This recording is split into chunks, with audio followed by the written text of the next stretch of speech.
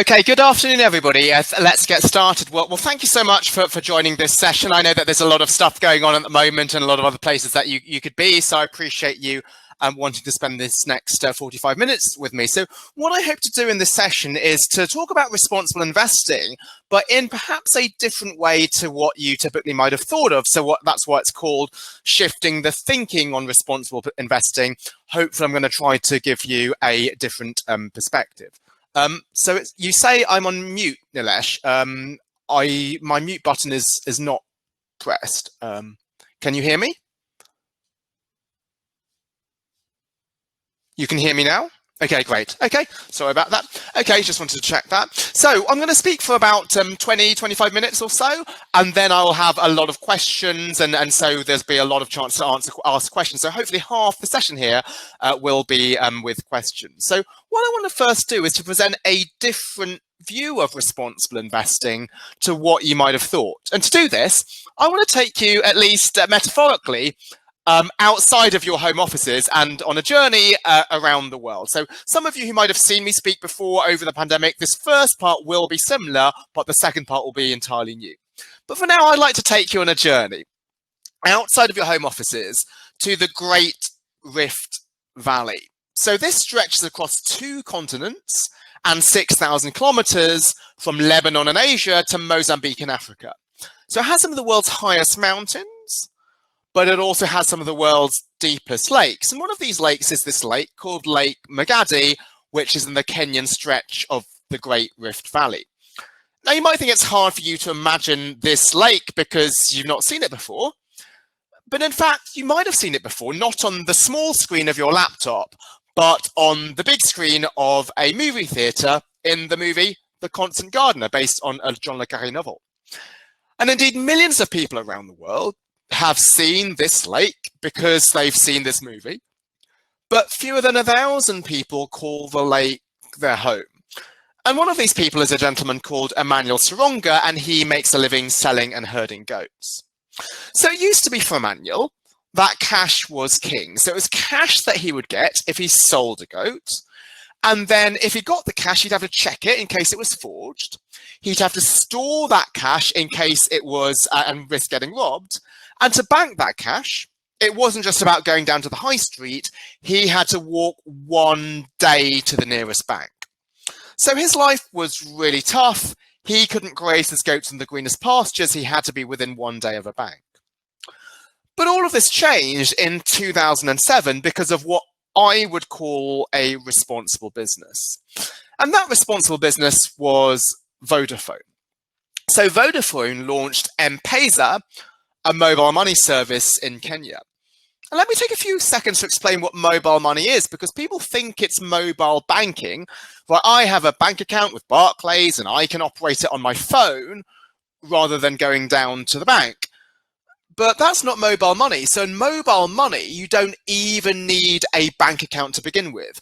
And that was really powerful because in Kenya, there were many people who had no access to the banking system. So this transformed the life of Emmanuel. He no longer needs to worry about cash or forgery or being robbed. He can graze his goats where he wants to, and he has a record of every transaction on his phone. And I don't want to over extrapolate from just one person, but there was a study by some MIT professors that within 7 years of the launch of M-Pesa, 200,000 households got lifted out of poverty. And many of these households were headed up by women because it allowed them to move from agriculture to business and retail. So it had a large impact on gender equality. So that is one story I'm going to tell you about Vodafone. But now let me tell you a different story. And that different story is about tax. So in 2012, Vodafone became the first telecoms company in the industry worldwide to release a tax transparency report showing how much tax they were paying to governments around the world. And that's really important because in telecoms, you could choose to locate your licenses in low tax jurisdictions. So I've got 2 questions for us to think about. So the first is, which of these decisions created most value for society? And the second is, which of these decisions, if it had not been taken, would have led to the most public outrage or worsened Vodafone's corporate social responsibility rating? Now, most people think that the answer to the first question is M-Pesa. So which decision created most value? It was launching M-Pesa that lifted 200,000 households out of poverty and contributed a lot to gender parity.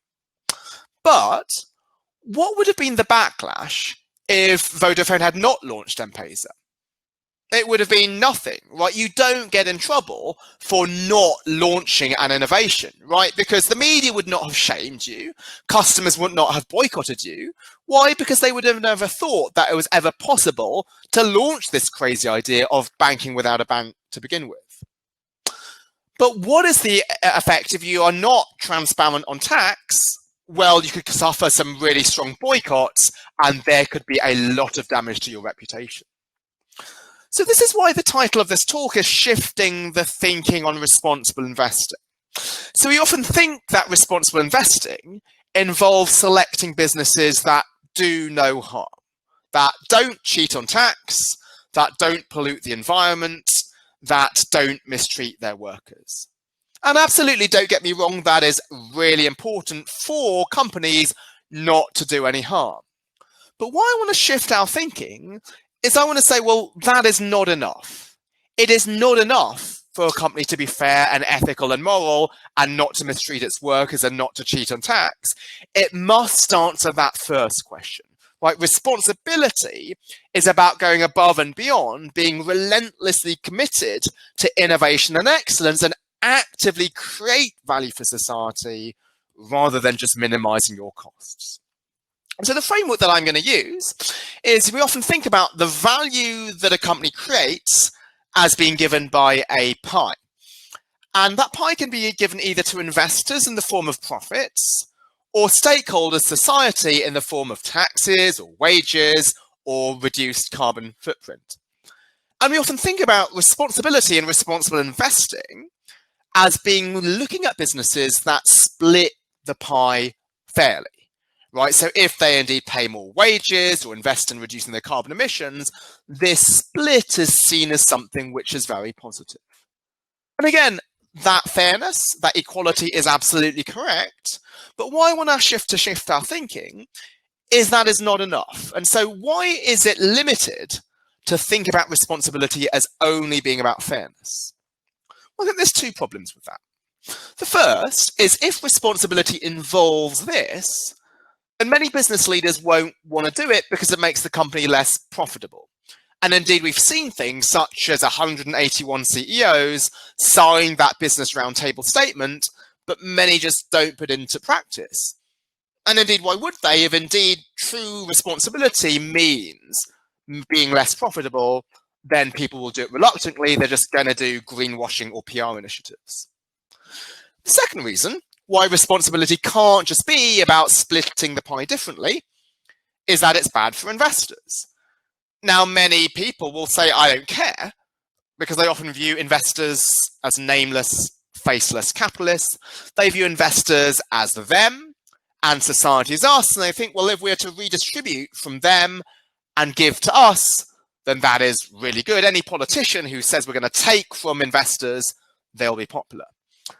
But I don't need to tell this audience that investors play a critical role, right? So investors include pension funds saving for their retirees, parents saving for their children's education. So anybody who wants to try to repurpose capitalism, it must be more than slicing the cake differently, exactly as Nigel is saying.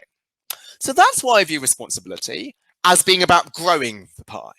Right, so we absolutely do want to increase what we give to society. We want to increase that orange, but we do that not by slicing the cake differently, not by giving them more of what's already there, but through innovation, through excellence, through things like M-Pesa. Because the beauty of that is that even though Vodafone thought about M-Pesa truly to serve society and address this problem of financial inclusion, as a byproduct, they were able ultimately to monetize that. So my view of responsible business is that it's one that seeks to create profits only through creating value for society. So let me pick apart this definition a little bit. So the second part, you would have already known before joining this webinar. It's about creating value for society. But it's important that we do this in a profitable way, which is going to give returns to responsible asset owners. Companies are not charities. But also the important word here is the word only, right? Because it's possible to make profits without creating value for society, for example, through price gouging customers. But here what we see is profits are a byproduct of creating social value. So profits are important, but they are not pursued directly. Instead, they are an outcome of social value creation. Now, at this point in the talk, you might think, well, everything I've said sounds great, but it sounds too good to be true. It sounds like wishful thinking to think that companies can first focus on creating value for society and then profits will just magically appear. So one of my main roles as a business school professor is to use rigorous evidence to show this. Is it indeed the case that companies that care about society ultimately become profitable? And is it correlation or is it causation? Is it purpose that causes profit or profit that causes purpose? And normally in a normal talk, I go through this in about 10 or 15 extra minutes, but I'm not going to go through any of the evidence here. Why? Because I want to get to the practical question for you as responsible investors on how to put this into practice. How do we evaluate whether a company is truly responsible? And I want to get to this so that we have a lot of time at the end for questions. So I apologize for not throwing you through all the gory details about the evidence, but just to say, rest assured, this is backed up by large-scale research rather than just something which is wishful thinking. So here, what I'm going to do is not just draw from my own research, but my experience as a practitioner, in particular serving on the Responsible Investment Advisory Committee of Royal London Asset Management. So how is it that we evaluate whether companies are truly responsible? You might have seen today in the Financial Times, right, there was an article about how it moves beyond just avoiding sin stocks, and that's indeed what my first slide is about. So traditional responsible investing, you decide some red lines that a company is not allowed to cross in order for it to be responsible. And then you see, well, does it cross the red line? And if it does, right, then you're not allowed to invest in it. But if it does not, then it becomes part of the investable universe. So it might be you decide, well, we're not going to invest in any industry which is tobacco, alcohol, gambling. We're not going to invest in any company with low board diversity or with a high pay ratio or poor treatment of workers. So you screen out those companies, and then out of the remaining companies which are admissible, then you choose from this set based on normal financial criteria. So here, right, social performance, it's only a foot in the door. So once your foot is in the door, once you've crossed this admissibility threshold, it's only financial numbers that then drive the investment decision. And as I'm sure some of you will know, right, there's a lot of limitations to this, right? So number one, it could be that you've got a quantitative measure and it's easy to manipulate. So let's say board diversity. It could be that you're a company and you don't care at all about board diversity, but you just put a token minority on the board to tick the box. Or the pay ratio is low because you're paying your workers a lot, but you're not committed to a healthy corporate culture, meaningful work, skills training, work-life balance, and those other things. The second point about materiality I'm going to come back to a bit later, but it's the third and the fourth that I like to particularly emphasize because that's linked to the new shift in responsible investing that I wanted to emphasize with my first 10 minutes. So a lot of these criteria that people look at are based on do no harm rather than actively do good. So are you in a harmful industry? Are you harmful in terms of inequality, in terms of pay ratios or diversity?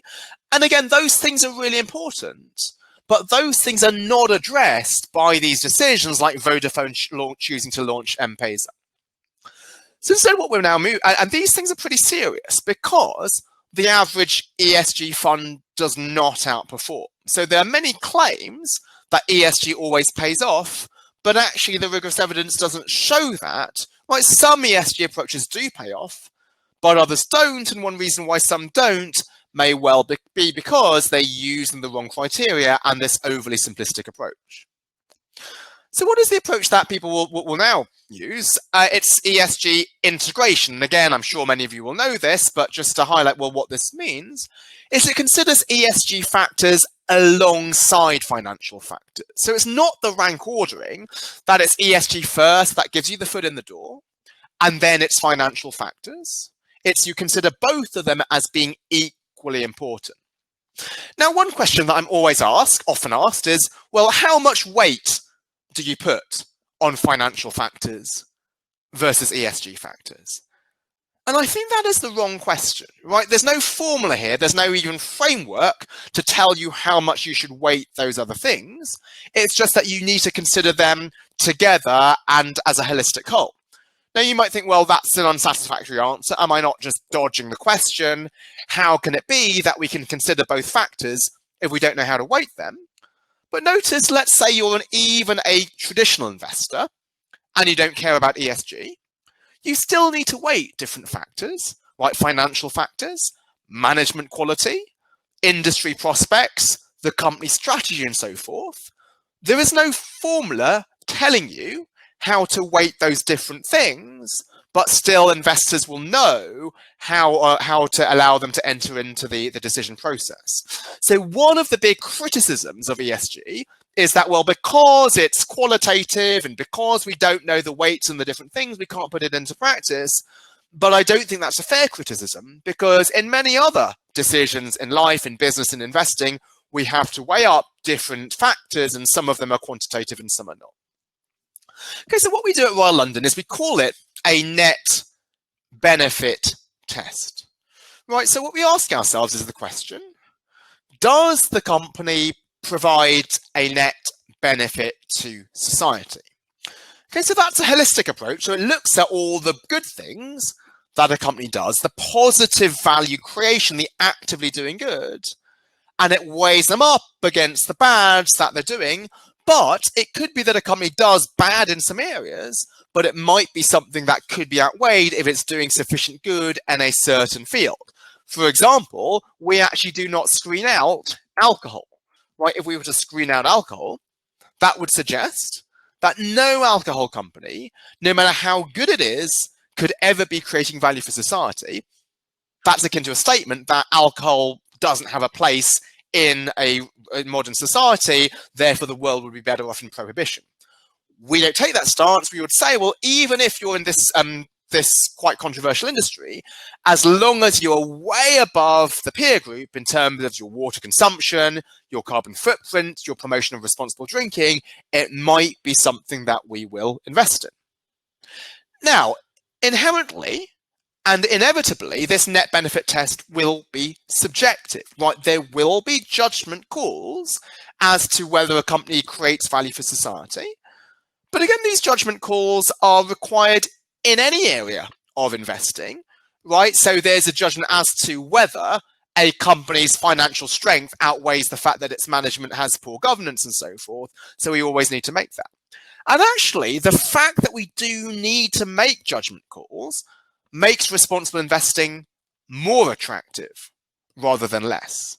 So if it just involved a clear measure of ESG, then we wouldn't even need human investors, right? So there's this call saying, oh, there's a problem that ESG ratings are so inconsistent. We're going to come on to that later. They're saying, well, why couldn't there just be one universally accepted measure of ESG? But if there was, then we wouldn't need human investors, right? A computer could put on a trading strategy by investing on the basis of this ESG rating. And that's indeed quite realistic, right? We now have smart beta funds who invest on the basis of other financial measures like price earnings ratios and dividend yield. Okay, so this considers all factors and it takes into account things such as excellence, the actively doing good, and it also considers materiality. So what do I mean by materiality? So this is the idea that companies try to serve a large range of stakeholders, but there are inevitably going to be trade-offs. So there's some companies with a mission statement like the first red bullet point. They're going to serve customers, workers, suppliers, the environment, and communities. That sounds really good, But the problem with that is that it tries to be all things to people and it ignores the fact that you will face some trade-offs. For example, if you're an energy company like Engie, they had to decide, do we shut down Hazelwood? That's the most polluting plant in the OECD. If we shut it down, it's good for the environment, but it's bad for employees. So if your purpose is to try to be all things to all people, that's not going to help you evaluate that decision. So what materiality means is, yes, there are lots of stakeholders and we do care about all of them, but who is first among equals? Who are the stakeholders that are particularly important for my business? And so I'm going to show you the Sustainability Accounting Standards Board's materiality map, which I'm sure some of you will be aware of already.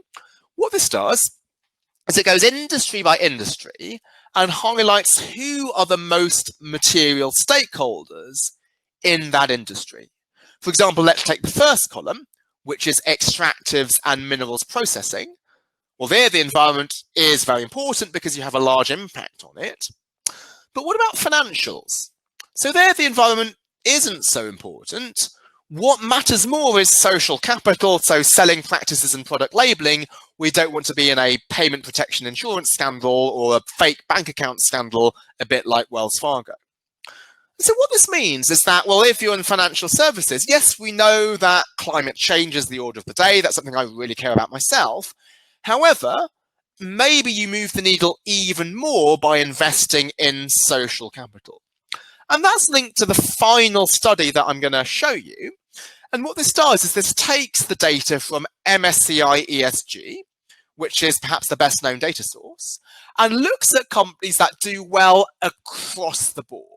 They do well for every stakeholder. Now, it turns out that those companies don't actually beat the market. They only beat the market by 1.5% per year, which is insignificant. But if you instead take companies that do well on the material issues and actually scale back on the immaterial issues, those are the ones that do beat the market by 4.83% per year. So it's important to pause and think about the seriousness and the significance of this result, because what that suggests is that a box ticking approach to ESG, where we think about, well, how many people do we want to, how many stakeholders do we satisfy, how many boxes do you tick?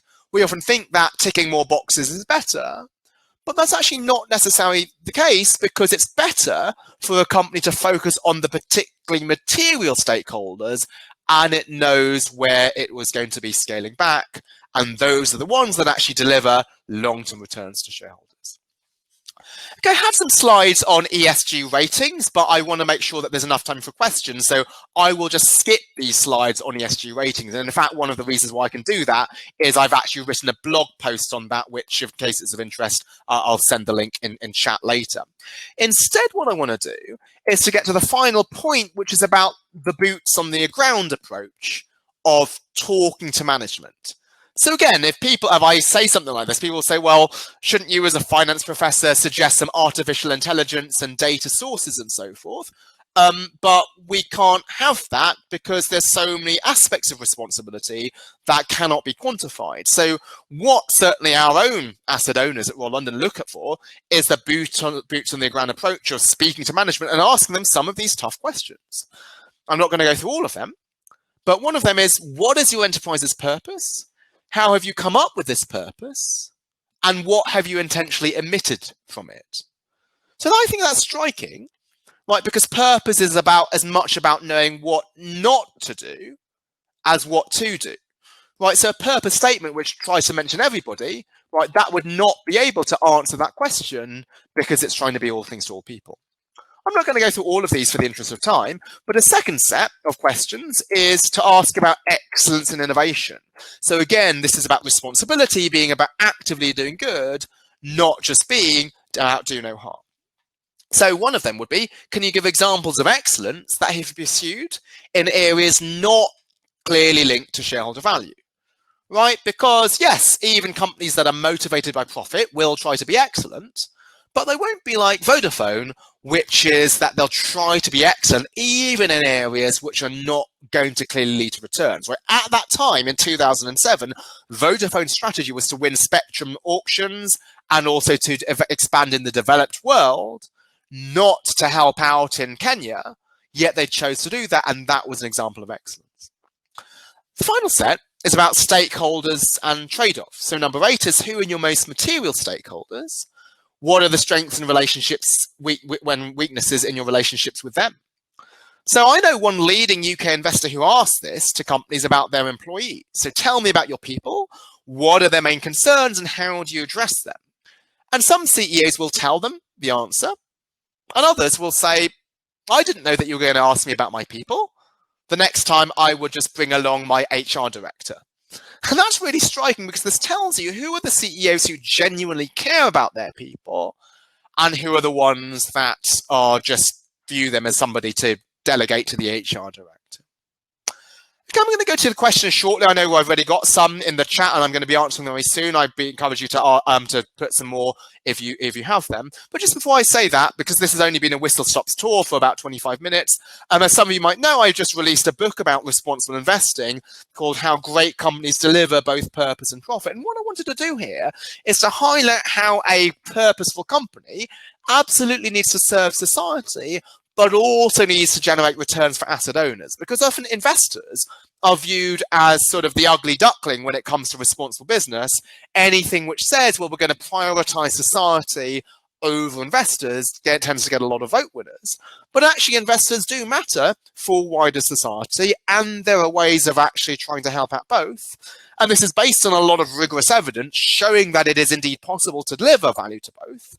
Often that evidence is written in really complex academic journals. And so what I want to do is to bring it to life, have a lot of real world examples, and have a framework for putting it into practice. So hopefully that's of interest. Obviously, a lot of things happened since the book was released a few months ago, such as the pandemic. So on the book's website, I have a blog covering things such as the pandemic, other important papers that I've learned about, such as the one on ESG ratings and so forth.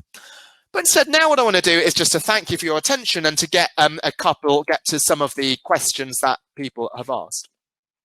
So Nilesh has asked, is it not the profit motive which is at the heart of the problem as companies attempt to maximize returns? Okay, and I think I agree with you partly with this. So what is the concern here? So go back to Milton Friedman's argument that the social responsibility of business is to increase its profits. Now that is seen as perhaps the worst part of free market capitalism, and it argues, well, why this profit approach is very bad. Actually, his argument is much more nuanced than that. He said, as long as you define your profits as long-term profits, then actually it does force the company to think about society. Right? Because the only way to be successful in the long term is indeed if you invest in your workers, if you don't pollute the environment, and if you deliver a lot of value to customers. So the argument is actually much broader than what people argue, and this is why there are still many people who focus on maximizing returns, as Nilesh asked about.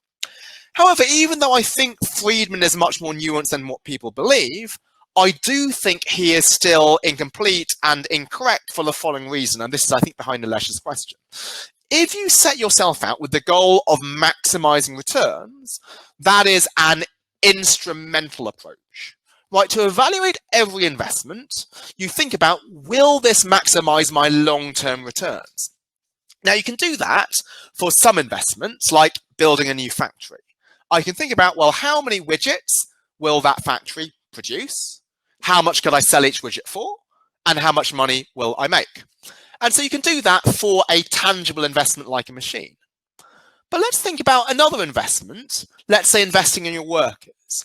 Let's say I'm going to choose to give my workers more maternity and paternity leave.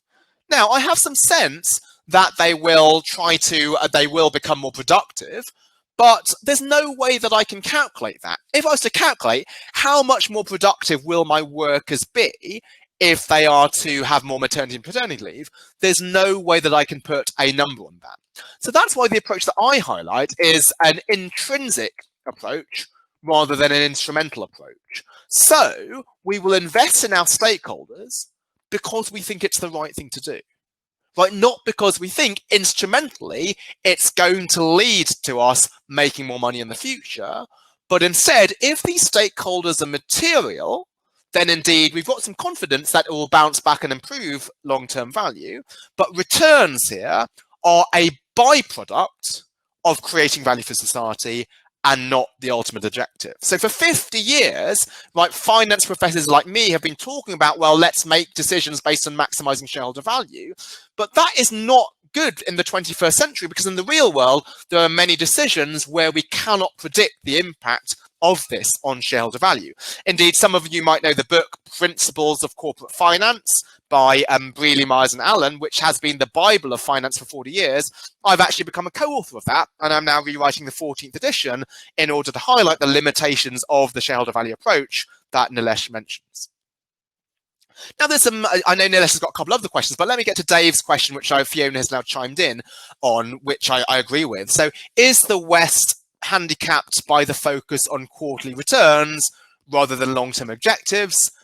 Is this to do with remuneration? Absolutely, I agree with both. Actually, before I answer that question, let me just put here, there's an article I wrote on Nilesh's question called What Stakeholder Capitalism Can Learn from Milton Friedman. Now, you might think that's a paradox in terms of the title, because Milton Friedman is actually the enemy of responsible business. And as I mentioned, right, there are many things I don't think he's correct. He focuses too much on an instrumental approach than an intrinsic approach. But there are actually some aspects of the framework that are much more nuanced than what is commonly believed. And so what I did was try to actually look deeply at his arguments. I found out what are the arguments are wrong, but which of the arguments are actually more nuanced than we think, and we can actually learn from them. Okay, so back to Dave and Fiona's question. Absolutely, I think the focus on quarterly returns is one of the biggest problems.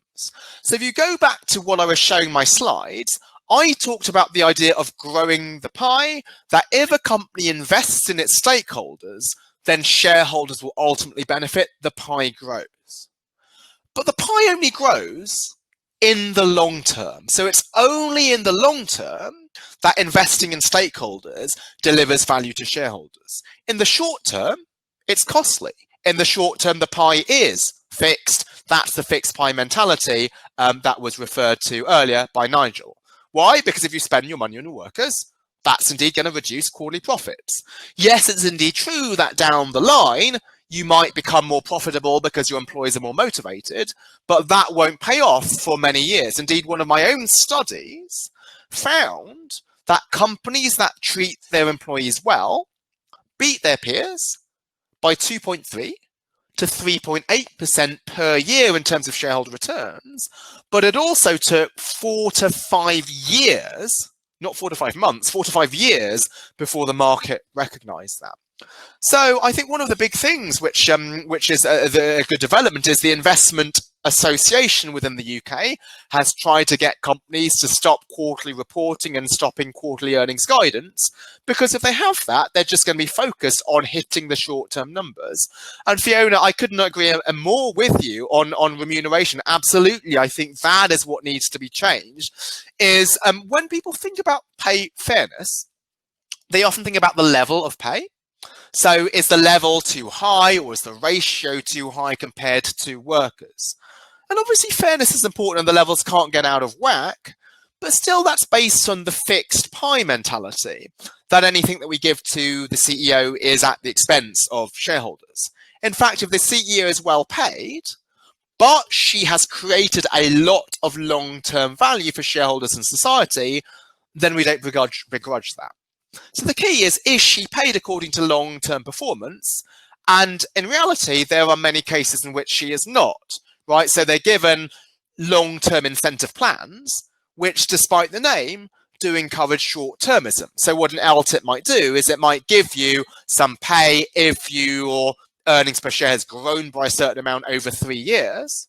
Yeah, 3 years seems long-term, but when you approach the end of the evaluation period, then there's evidence showing that you do short-term actions in order to hit that EPS target. So I think the more important dimension of pay to reform is not so much the level of pay or the pay ratio, but the pay horizon. And indeed, the 2016 Corporate Governance Code, right, what they did was they said the minimum holding period for shares for CEOs needs to increase from 3 years to 5 years. And indeed, 5 years might still be too low for some organizations. If you're in pharmaceuticals, maybe it takes many years, even more years, for an investment to pay off. But at least it is moving towards the horizon being the issue. One other thing which is really important is to encourage CEOs to continue to hold shares in their firm even after they've retired. So let's take Unilever. Right, Paul Polman has retired, but he still needs to hold 500% of his final salary in shares within the company. And I think this is really important because as responsible asset owners, our horizon is beyond an individual CEO's tenure. So this makes sure that the company, that the CEO cares about the company even after he's or she has left. And it's not surprising that Unilever has continued to be responsible even after Paul Polman's departure. Okay, so to Mike and Nilesh, so what Nilesh was asking in his second question was, is nationalisation going to address the problem? And Mike says he doesn't believe this is the answer. We need better risk management by the state and government, which frames the rules for the private sector. I agree with Mike's argument with this. So what's the problem perhaps with nationalisation and state ownership? I certainly think sort of nationalisation would do a good job about doing no harm to ensure that companies don't mistreat workers and don't treat on taxes. But indeed, if we look for companies to be innovative and actively do good, right, a lot of the great innovations here take place in the private sector. Indeed, what we're looking at now within COVID is some of the great things that we see have been private sector innovations. So there's this Mercedes, for example, taking apart a CPAP machine and putting it back together again and mass producing it because it's less invasive than ventilators. Apple and Google having the contact tracing systems and so forth. So I do like Mike's approach, which is instead the private sector does have much more innovation, but the private sector can, left unchecked, create a lot of value destruction. So as Mike says, what the government should do is to set the rules of the game within which the private sector operates. And so some of these things could be, as it says, send fewer risks to private markets to price, right? So one thing they can do is with externalities, those are things that companies do which don't affect them even in the long term. Governments can outright ban them, or they can heavily tax them, such as a carbon tax. Another thing that a government absolutely, I think, should do is to encourage competition and reduce market power. Why? One of the arguments why I prefer sort of a more market-based approach is if a company is irresponsible, investors and employees can walk away, but that is only possible, right, if there are other companies that you can move towards, and that's not possible if there's not competition. So that's another important thing. I think governments can also play a role in funding small purposeful startups, because it's very difficult sometimes for small companies to get financing, in particular because they don't have tangible assets that would support bank lending. So there's a lot of things in chapter 10 I put in my book where the government has an active role to play. So I'm absolutely not a free market capitalist, but I think, as Mike suggests, that should be defining the rules of the game rather than actually playing the game, a bit like a great referee or an umpire in a sports game. They enforce the rules, but they don't play themselves. What Schimmel says is, if the pie is growing, it's not a zero-sum game. Could you please reflect on the game theory approach laid out by you? So I hope I'm interpreting this question correctly, and I apologize if I'm not. So one of the most famous game theory games is The Prisoner's Dilemma. But actually, I think the more relevant game for this is Battle of the Sexes. So what Battle of the Sexes involves is a husband and a wife, and they're coordinating together to think about, do we go to the fight or do we go to the ballet? And it was a very politically incorrect game. So they're saying, well, the man wants to go to the fight and the woman wants to go to the ballet. Now, if they go to different things, they both get 0. If the man goes to the fight, he gets 2 and the woman gets 1. If they go to the ballet, then the woman gets 2 and the man gets 1 because she prefers the ballet. Now, the most important thing here is to coordinate to do the same thing. Why? Because doing the same thing grows the pie.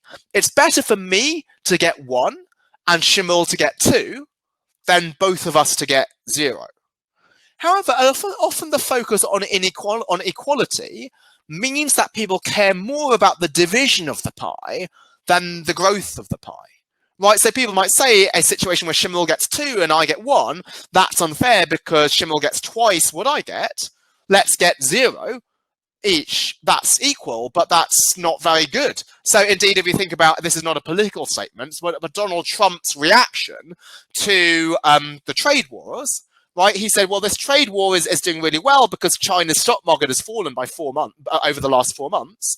But China doing well badly doesn't mean that the US does well, because both people can lose. So I think the importance of game theory and the importance of battle of the sexes is to highlight the importance of coordination in order to grow the pie, and then to ensure that the pie is fairly split. So one of the other big things I'm an advocate of in terms of pay reform is to ensure that shares are given not just to the CEO, but to all workers, right? Because if the company does really well, it's not just due to the CEO, it's due to a lot of other people. But at the moment, if it's only the CEO who gets shares, then only the CEO benefits. So there are some companies like the Weir Group, the engineering firm, where they're introducing this. And I think this is much better because rather than it being a them and us mentality between employees and CEOs, this is something where they both have slice of the pie. They both benefit from good performance by the company. Dave asks, do I have any thoughts on the pay policy at Brewdog, this ratio of 7 times? So I do think it's there are some unintended consequences of this. So I absolutely do think fairness is important. But the problem here is that, well, what is fair pay? I would say that it's pay that is related to long-term performance. And indeed, right, if companies do really, really well, they create a lot of jobs, and they create a lot of value for shareholders, then the CEO should be paid very well to performance. So let's think about Bob Iger of Disney. He was in huge trouble last year for being what was seen to be overpaid, but that was based on the pie splitting idea that his pay was at the expense of society, when in fact he'd created 70,000 jobs, and also the company's stock price had gone up by 578% since his departure. So the problem here is, let's say you're capping pay at 7 times the lowest paid employee. Once the CEO has indeed reached that cap, maybe she just ends up being conservative, right? Because if there's no upside and a potential downside, then there's no need to take any risks and to engage in some strong innovation. And indeed, you might think, well, shouldn't a CEO want to do that anyway because of intrinsic motivation? You would hope so. But again, this is where we can use rigorous evidence, which finds that whenever there are these caps, then CEOs go up to the cap and then will not actually want to take some innovation. So in fact, one of the worst ways in which a CEO can destroy value is not by being overpaid, but by coasting and not engaging in innovation. So if Vodafone had not launched M-Pesa, 200,000 Kenyans would have been still in poverty. And so that's something which I think we should be really concerned about. So I just got one final question here, because thank you so much for the questions, but I know that you've got other sessions to go to. So let me just answer Nilesh's final question. And I will say, if there's further questions, then please don't hesitate to get in touch with me via LinkedIn, send me a message. I'll guarantee to reply to any questions you send me. I really appreciate all of the engagement here. So a truly free market economy allows for creative destruction. I agree, so that we have the death of sort of some old companies like Kodak, the launch of new companies in cybersecurity. Should central bank policies backstop inefficient companies? Do I think that they do? They sometimes do, and this is why I think the view of responsibility as being about pie splitting versus pie growing is important. So one example is, let's say, Panasonic and Toshiba within Japan. Right, so they have some employees who used to make magnetic tape, and obviously they don't make magnetic tape anymore. Now, they should be made redundant and allowed to find other jobs. That make redundancy is really harsh, but what they've done is they've said, well, because we don't want to make anybody redundant, because that's going to be bad for our public image, let us put these employees in banishment rooms. surveillance. So those employees, their job every day is to watch security footage. That sort of a job doesn't provide human dignity, that doesn't create value for society, but this big sort of taboo that they have in Japan against redundancies has these unintended consequences. If you contrast that with Airbnb, they've recognized that even after the pandemic attenuates, the travel sector is not going to be like it used to. So they said, we're going to take the really tough decision to let these employees go, but we're going to do this in the most humane way possible by providing them with severance pay, by providing them with a year's health insurance, by letting them keep their laptops, by repurposing our recruitment division to be an outplacement division. And so I think companies do need to recognize the importance of reallocation, but do this in a way that minimizes the cost to the people who suffer from that reallocation. Okay, well, thank you so much to everybody's attention and for all of their questions. And I really appreciate you taking time to come to the session when there's a lot of others that you could have gone to. And indeed, be really happy if there's other questions that I haven't managed to get to, where if just drop me a LinkedIn message, I'll be really happy to get back to you. Thank you so much, everybody, and enjoy the rest of the conference.